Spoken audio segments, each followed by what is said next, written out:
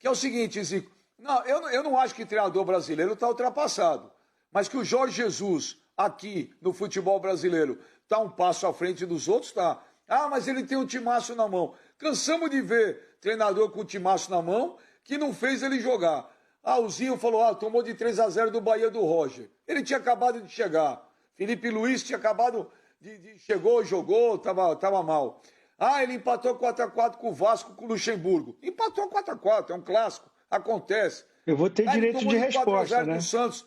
Pô, tomou 4-0 do Santos, um jogo que não valia mais nada, Zico. Flamengo já era campeão brasileiro, Flamengo era campeão brasileiro, era o último jogo, o Flamengo já está com a cabeça lá no Catar.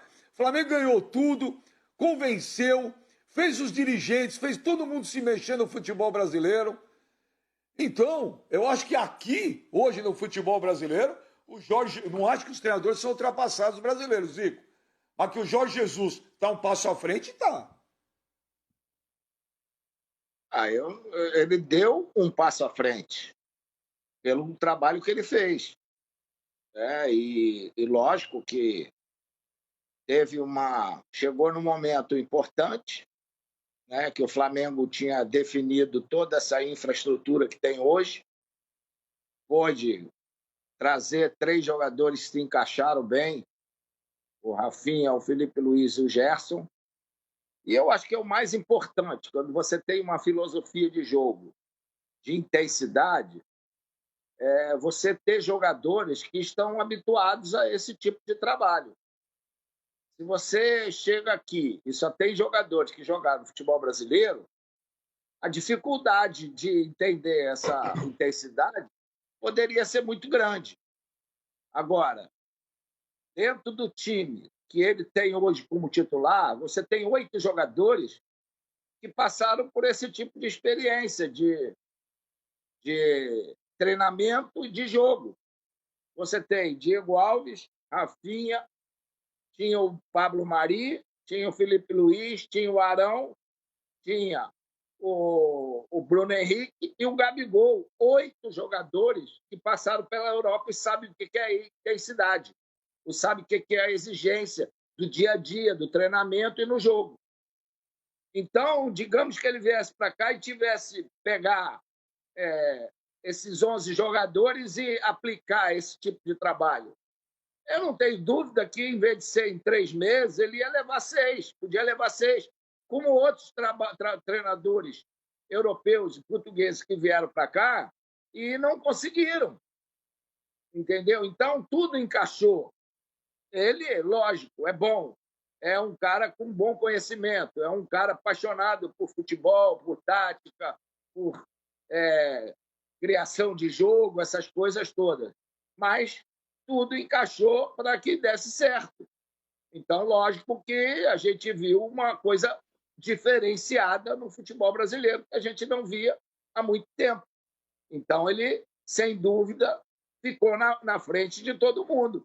Mas isso não quer dizer que os nossos treinadores estão bem abaixo de tudo isso.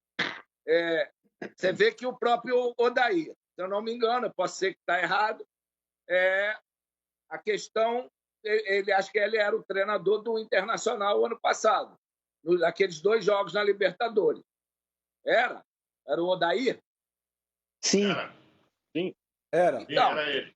Então, ele está enfrentando de novo. Ele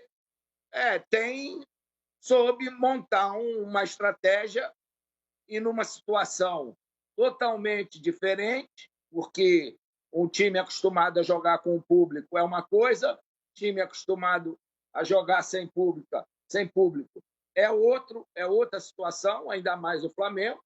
Então, ele conseguiu montar um sistema em que os jogadores do Flamengo tiveram muita dificuldade, porque ele sabe o que ele passou no ano passado. Então, eu acho que o que eu acho mais estranho nisso tudo, você vê como é que é. Eu acho que o Portugal deve estar bem na frente da gente nesse sentido. Quando ele deu uma entrevista para mim, ele disse que só sairia se ele fosse para um time top que pudesse ser melhor do que aquilo que o Flamengo poderia apresentar. Então, para mim, o que hoje tem a respeito do Flamengo, eu não vejo que um Manchester City, um Liverpool, um Real Madrid, mesmo um Barcelona, um Bayern, já estão com seus treinadores. Então, deu-me a impressão de que ele só sairia se fosse para um time desse. Meu ver, o Benfica trabalho para daqui a 1 ano, 2 anos. E, lógico, ele saiu do Benfica para ir para o maior rival, que foi o Sport. Então, eu não sei como é que encara isso. Você já pensou? O cara do Grêmio vai para o Internacional, aí depois o cara do Grêmio volta para o Grêmio. Eu não sei como é que a torcida vai encarar isso tudo. É uma situação... Será que lá em Portugal, então, não tem essa rivalidade que existe hoje aqui? Você imagina, o Jorge Jesus está no Flamengo, vai para o Vasco e depois briga para ir para o Flamengo? Então, é uma situação que, a meu ver, que eu gostaria de entender melhor essa situação lá em Portugal, viu?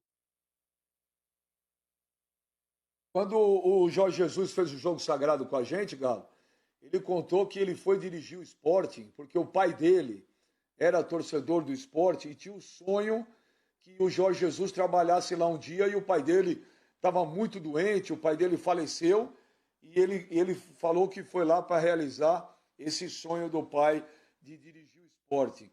Agora, ô Galo... Eu também, Ô,